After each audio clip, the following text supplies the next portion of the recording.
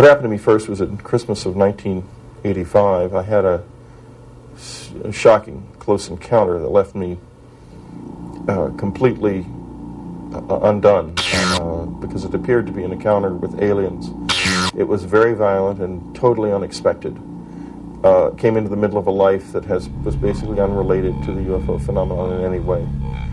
And I spent months trying to understand what had happened to me from a medical standpoint, and eventually concluded that it was unexplained. I was very frightened by it and began to go out into the woods in the middle of the night to confront those fears. And the result of this was that the visitors returned to my life, and that began what has turned out to be a 10-year relationship with them. During that period of time, so much has happened outside of my experience. Along the lines of first the crop circles began to come, then things like the Mexican UFO videos began to be made, and now they're extracting implants from people. There's so much physical evidence of something strange going on that in 1986 I thought I had a medical problem. By 1989 I was fairly sure it was some kind of hallucinatory thing. Now, in 1996, if this isn't dead on real, I'll eat my hat. Only I have one question left. Who's doing this? Aliens or people? I don't know the answer yet. But I think that the presence of implants like the one I have in my own earlobe means all bets are off. This is real. It's physical. But what is it? Okay, the first event that happened to me, I woke up in the middle of the night, and I was awakened by the fact that I felt like I was in motion. And I turned out to be in a little room full of what looked to me like gigantic insects, which were peering at me. I thought it was a nightmare, and I kept trying to wake up from the nightmare, but the nightmare was happening while I was awake. I was not home in my bed anymore. I was in an entirely different place. And they fired a needle into the side of my head. They did a rectal probe into my body. There was a voice, like an electronic voice, going, "What can we do to help you stop screaming?" It was an appalling experience. It was indistinguishable from real life, except as I understood real life at that time, it was something that couldn't happen. That was the first experience. Subsequently, there were many different types of experience, close approaches, encounters, other abductions that eventually led to a situation that I live in now, where there's a very formal structure to the encounters, and they come only at particular moments, like I needed some information for the last chapter of the book I'm writing. I needed it from the visitors. There was no one else who could give it to me. There was an encounter, and I received the information I needed for the book. That's the kind of thing that happens now. In other words, it's become communication. At first, it was just dead-on attack. Now it's much more communicative. I wouldn't say it's pleasant, but it surely is interesting. And your state of consciousness at that moment is in the same domain we're in now? Yeah, I was just like I am now, except I was scared. I was just terribly scared. I couldn't understand what had happened to me. Where had they come from? What were they? Why did it look like that? My fear at that time, even while I was having the experience, was primarily not a fear of them, but a fear of the fact that I could not get out of this, because I thought I had become psychotic and that I could not escape from a hallucinatory horror. Of course, the thing is, it was not a hallucination. That's very clear to me now.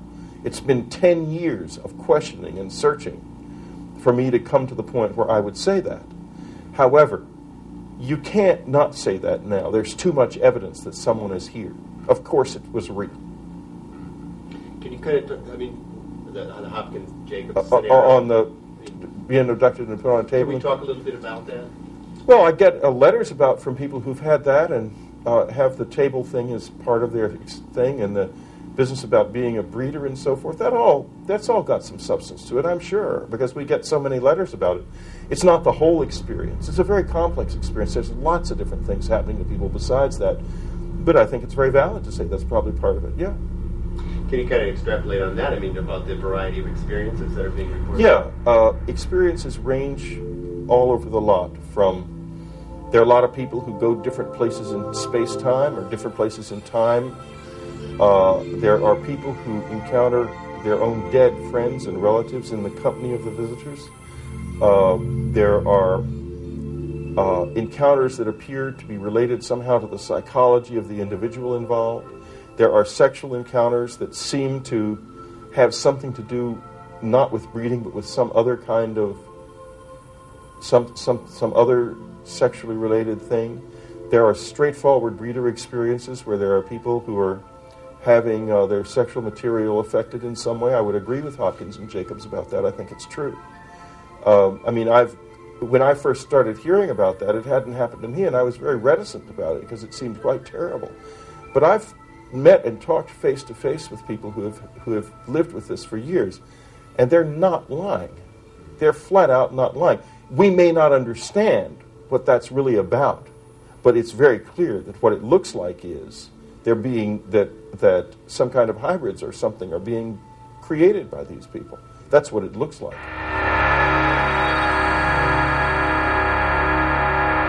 Well, we're not exactly totally and completely sure of what is going on with this phenomenon. What we do know is that we're looking at an alien agenda that is based on the physiological exploitation of one species by another species. In other words, people feel that sperm is being taken from them, eggs are being taken from them, babies are being implanted in them and then removed. All of this is for an agenda that is being kept essentially hidden from us. I look at this phenomenon with a certain amount of alarm. Other people feel that it's more benign than I might feel. But whatever it is being kept from us.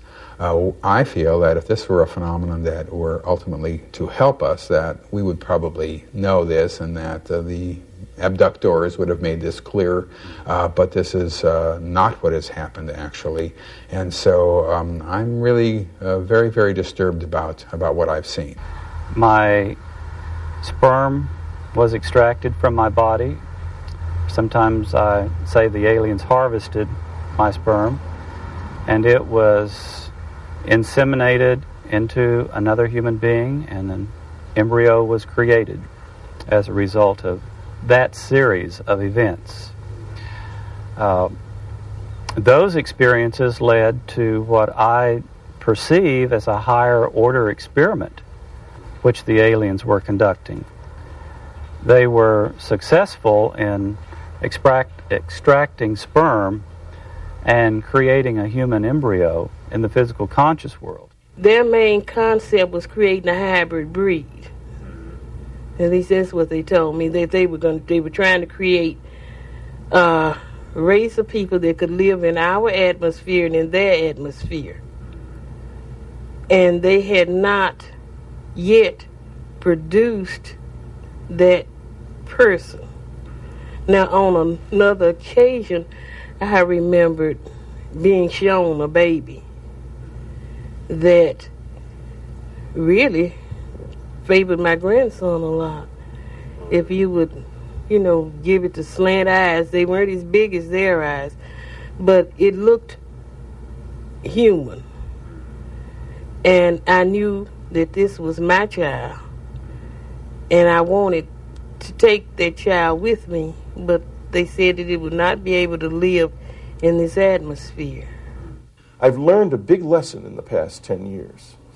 If it looks like a wrench, call it a wrench, not a device.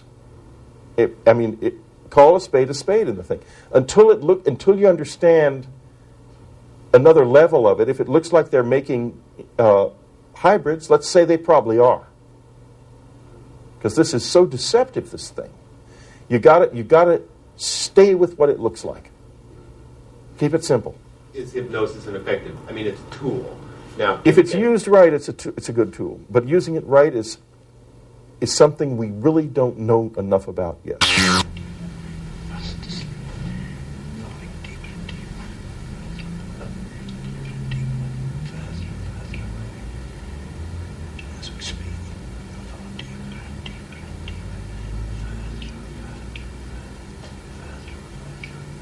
And can you tell us, Richard, something very quickly about the appearance of the area that you're going into? Perhaps a corridor, perhaps rooms, perhaps machinery, perhaps anything descriptive. It's a very circular room. It's very, very big. There's like computers, flashing lights on the wall, but it's a big expanse, and from where I am, there's all like computers and lights. Excellent. From there, there's like a table slightly here. It's like all the equipment is on one side, and where they take people is on that side, but they have to keep going backwards and forwards to do the... They cannot experience the Earth experience in their current physical state. So we experience it for them, and it's a passing of information. They learn from us what it's like to walk down the street, what it's like to wear clothes, what it's like to eat, breathe, sleep, talk, watch the television, everything that is to do with the Earth existence. They want to know about it, and the best way to know about it, apart from doing it yourself, is to... It's like they connect directly into our experiences and our memories, and they don't have to they don't have to experience it themselves. We experience it for them. Speak now. It's like I can see things and feel things, but it's like it's out of my reach of understanding what it is. If you know what I mean, I just feel... Yes. I suppose it's like I am trying to suppress this.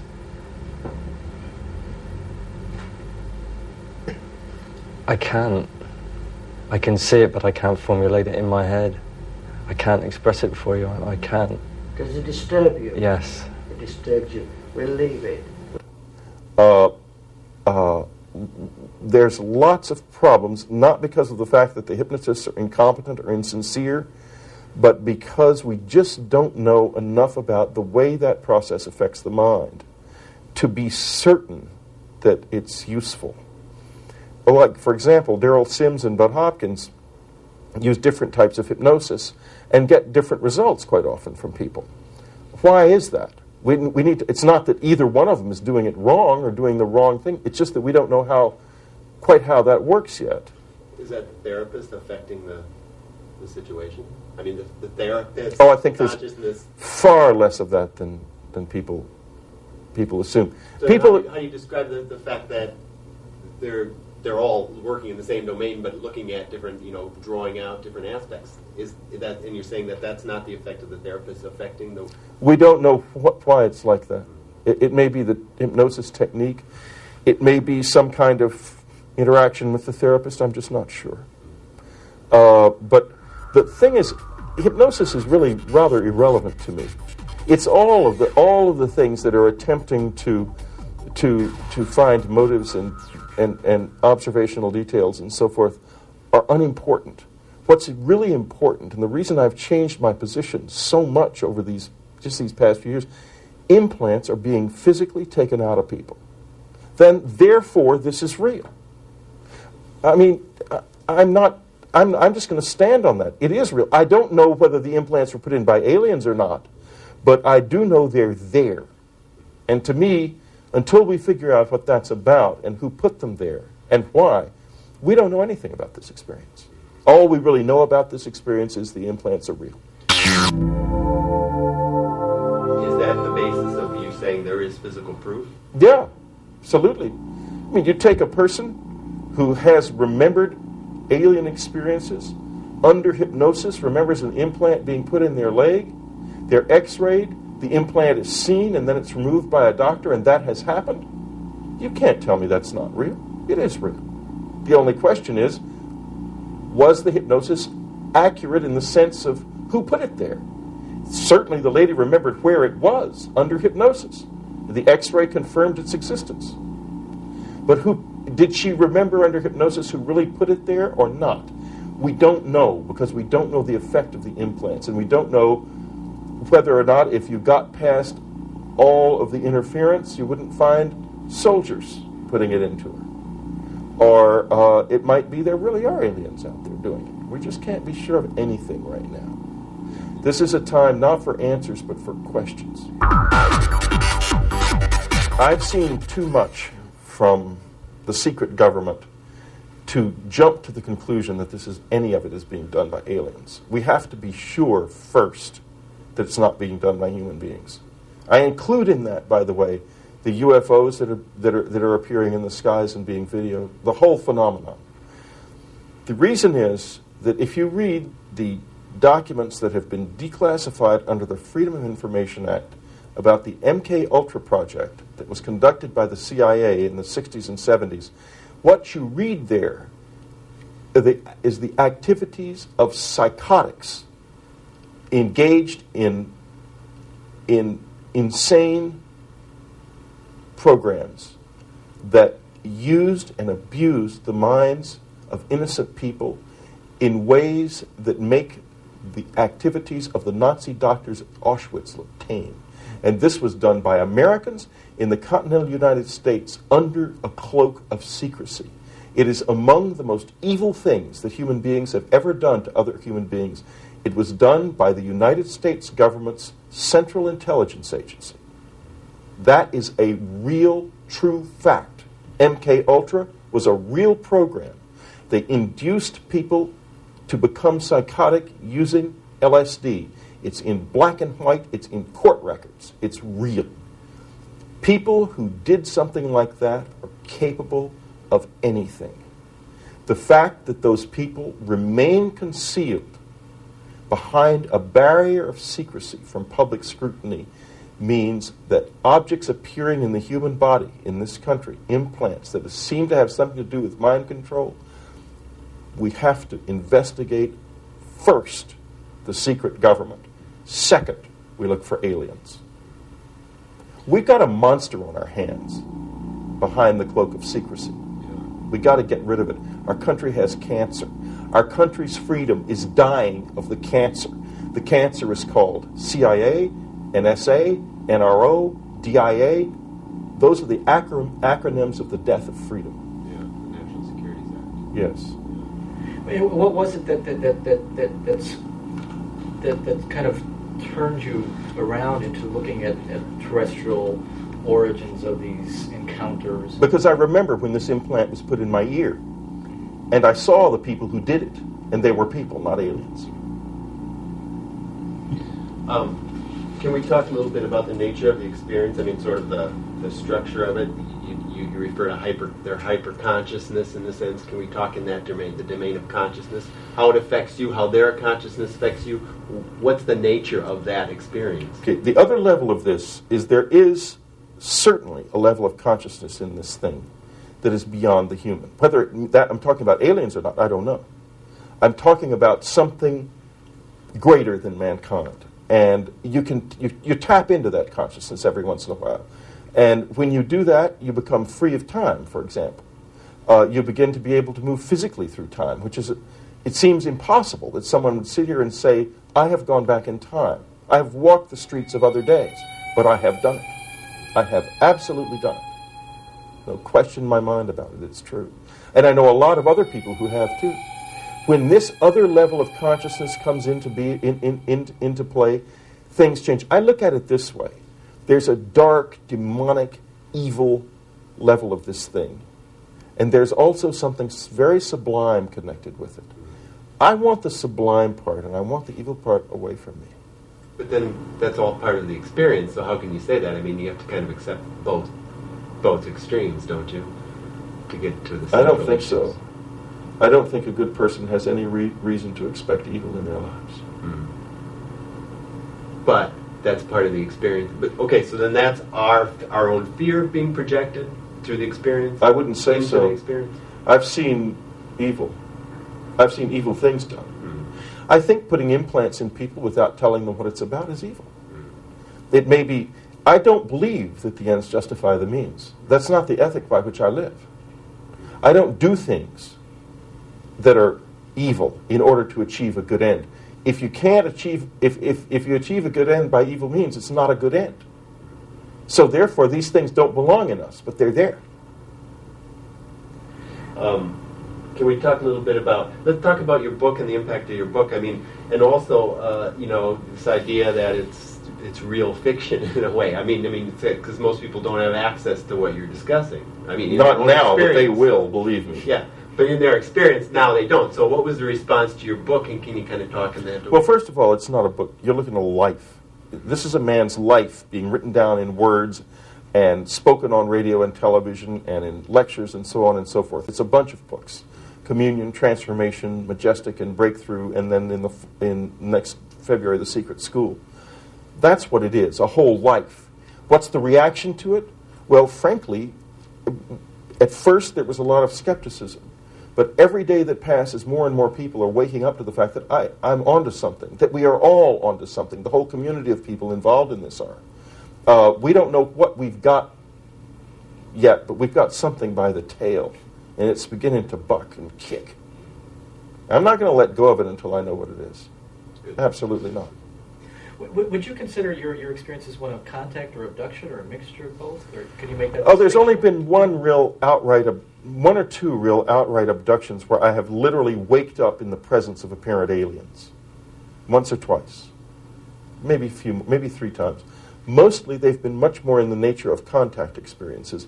And some of them, I would say, have the quality of reality about them. I would be surprised if it wasn't alien contact.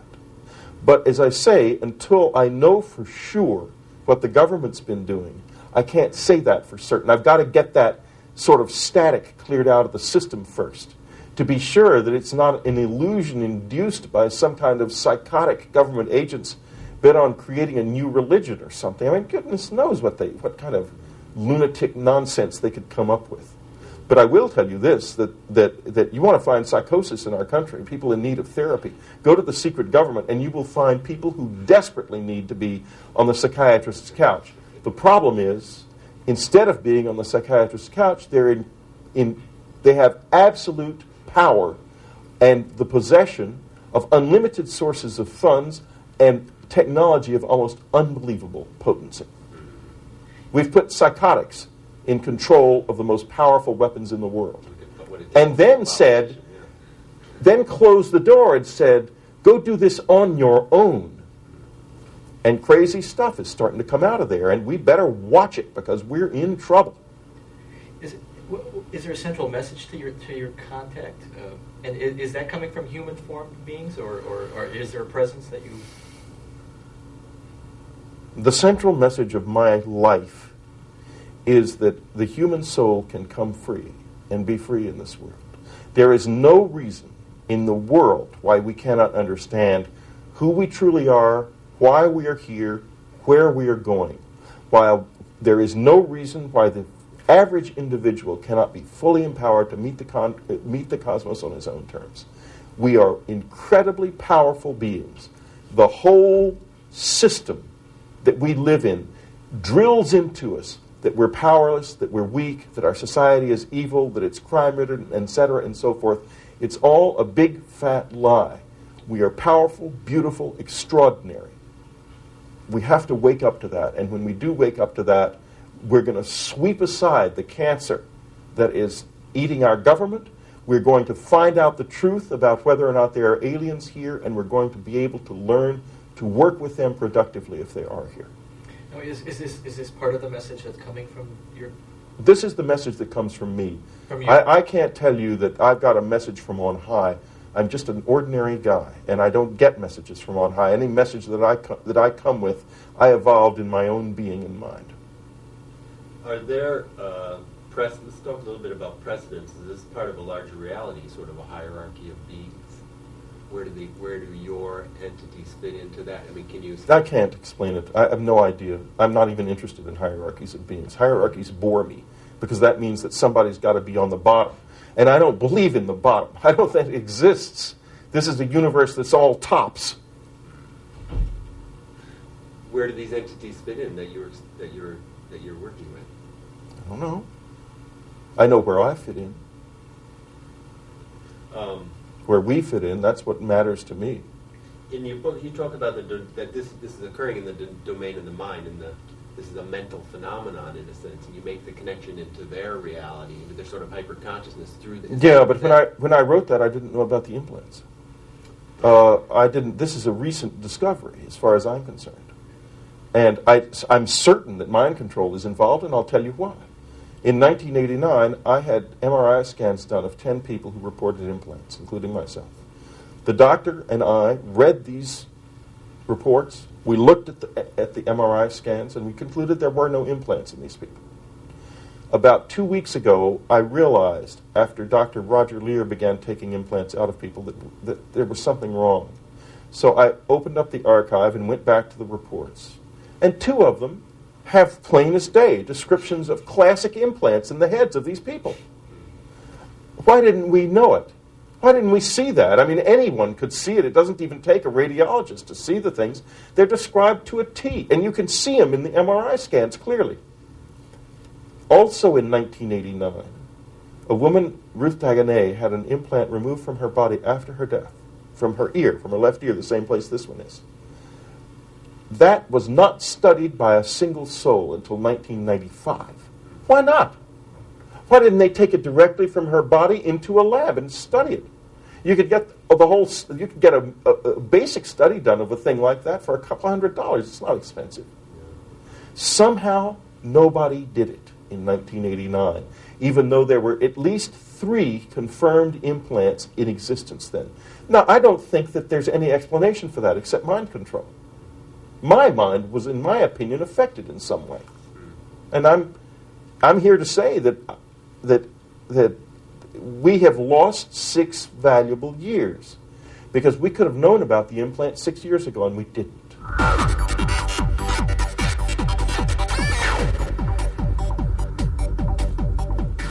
Have you a hypothesis as to why the implants? Is it strictly mind control? Is it what's the reason for the government to...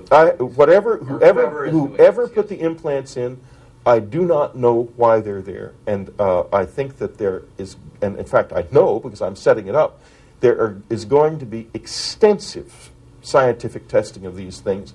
The scientific community is very interested because these are physical objects. They're coming out of people. They're anomalous. They cannot be explained away, no matter how many paid-off prostitutes the government puts on TV to explain them away. They can't be explained away. There's no way to explain them. They're there. Is the nature of the experience a mystical experience, or is that just how we perceive it? I don't know the answer. I don't know whether it is a mystical experience or simply that's the way we perceive it. All bets are off now. This physical evidence means that we don't know what we're dealing with anymore. We have to start anew in that respect. And where we start is understanding the implants and what their function is and what they do. And it's not impossible. It's not technology so far beyond us that we can't possibly understand it. I already know a certain amount about the implants because there's already been some initial studies done. We are going to understand what they do. We're going to be able to detect the signals that they generate and that they pick up if they do. There's no question about it. We will be able to do this. Within 5 years, we will know the answer of the implants. And once we know the answer to what the implants do, we will also begin to be able to understand what the true meaning of the perceptions we've had are. Could you summarize a breakthrough and possibly the new book you're working on? Well, sure. Breakthrough is a book about getting past fear. I'm interested in empowerment, self-empowerment, and the empowerment of other people. I will not simply sit and passively tell horror stories. I'm going to go after that fear and find a way to conquer it. I don't care whether the aliens, if they are aliens, are good, bad, or ugly. I don't care. What I care about is being able to face this in a coherent, rational, and effective manner, and you can't do that if you're scared. Breakthrough is about getting past the fear. And not by dismissing the danger, but by learning to live with it in an effective way, in a useful way, and in a reasonably cautious way. The Secret School is an attempt to go into my childhood experiences insofar as I understand them now. Everybody practically in this experience has childhood memories. It's not something that starts when you're an adult. We need to be able to access our childhood memories. I'm hoping that the secret school is preparation for contact in that sense. I think at the bottom of this, what we're going to find is that there are real aliens here, some of them with an agenda that we don't want anything to do with, some of them who can be very useful for us to know and very productive for us to know.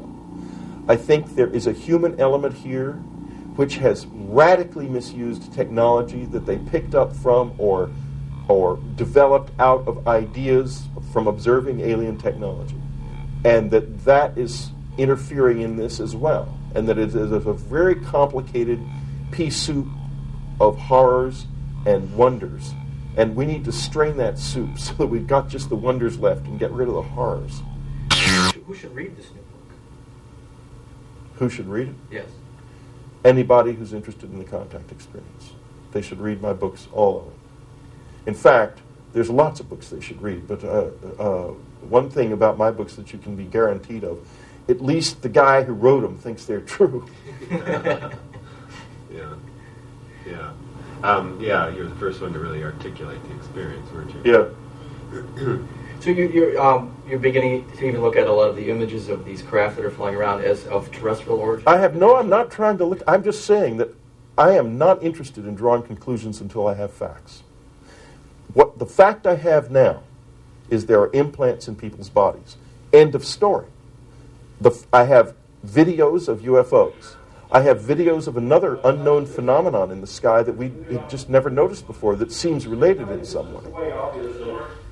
Others are flashing past much closer. Those are much closer. That one. It looks like living creatures. We just don't know what this is. You'll see this slowed down and so forth, so you can look at it in detail in just a few minutes. And this is just a cloud in high contrast. It's not significant. Watch now as it comes out and it moves with the flexibility of a living creature. What was that? Some of those are just an unknown phenomenon. We don't know what those are. They're obviously not conventional UFOs, but there's something strange. We have the crop circles. The crop circles are real. The attempt on the part of the intelligence community to debunk the crop circles was lame and vile. They used national public radio as the means by which they spread their lie about their crop circle makers across the United States. It was immediately picked up by all of the media, and closure was put on the crop circles in the media, completely, in the United States and in England with this. This was a designed intelligence operation, a propaganda move carried out illegally against the American people. The people who did this, and I include in that the executives at NPR who made the decision to put it on the air knowing that it was not true, should be put in jail. They belong in prison. They violated the law. They committed felonies. One quite prominent, in fact, a Nobel Prize-winning physicist told me 5 years ago, he said, Whitley, if one word of this book is true, science has taken a kick in the shins because we've been lied to. He said to me 3 days ago, science took a body blow. We've been lied to, more than lied to. He said, I'm beginning to suspect I'm looking at one of the most evil things that has ever been done on this planet, and that is the concealment of the greatest secret of the greatest secret that mankind has ever known. I said, you're jumping to the conclusion that it's aliens. And he said, of course it's aliens. I said, wait a minute. Let's be clear about this. Don't do that. It's implants right now. It's crop circles. It's video. We don't know if it's aliens yet. Let's look through the implants, the video, and the crop circles and see what's on the other side of that. Then we can decide it. The secret government is like any kind of wild animal. It will do anything to survive. It will do anything it can to survive. It's going to be hard to break it. But if we want an American republic and a free country, we have to break it. The secrecy has to end in toto. It has to be possible for the average citizen to turn on his computer and get any piece of information that the government possesses. Or we don't have a republic. We don't have a republic. Now, this is not a free country. This is a police state. And I have an implant in my ear to prove it.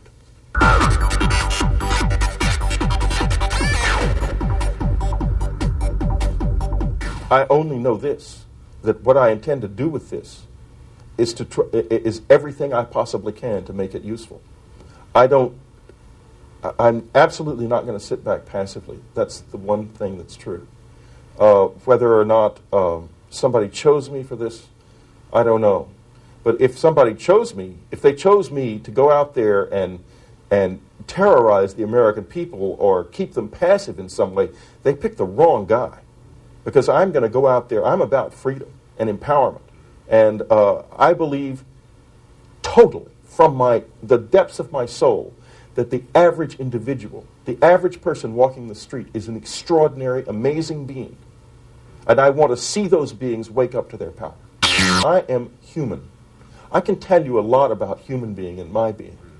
But I'm not going to try to tell you about something else like that, especially with as little information as I actually have. What domain am I in? Am I in a domain generated by some computer in Washington? Or I am in a domain that involves real contact with aliens? I don't know the answer to those questions yet. And until I do know the answer, how can I possibly discuss that? I can't.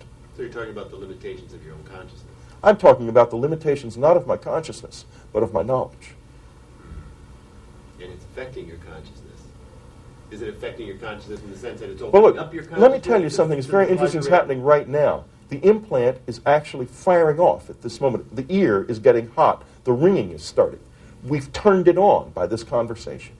Oh, we're talking about that. Well, we're talking about right now, in the past few minutes, the past 5 or 10 minutes, it's turned itself on. It's on now.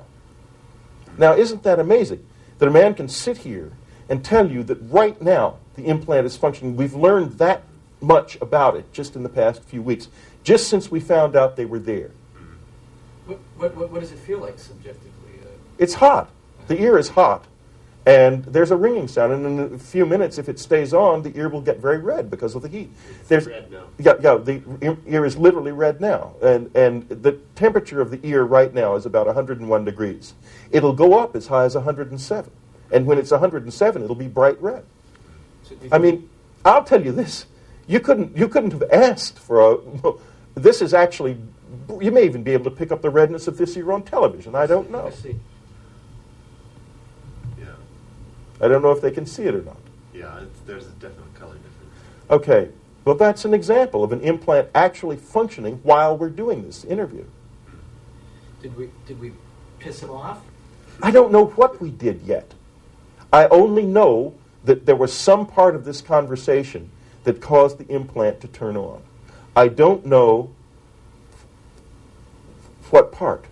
I don't know whether we angered them or whether it's interest or what it is. But I do know that it turned on, and you can see it. Well, we spoke a lot of stuff, anti-government. It was interesting that when we were talking about the government is when the implant turned on, not when we were talking about the visitors.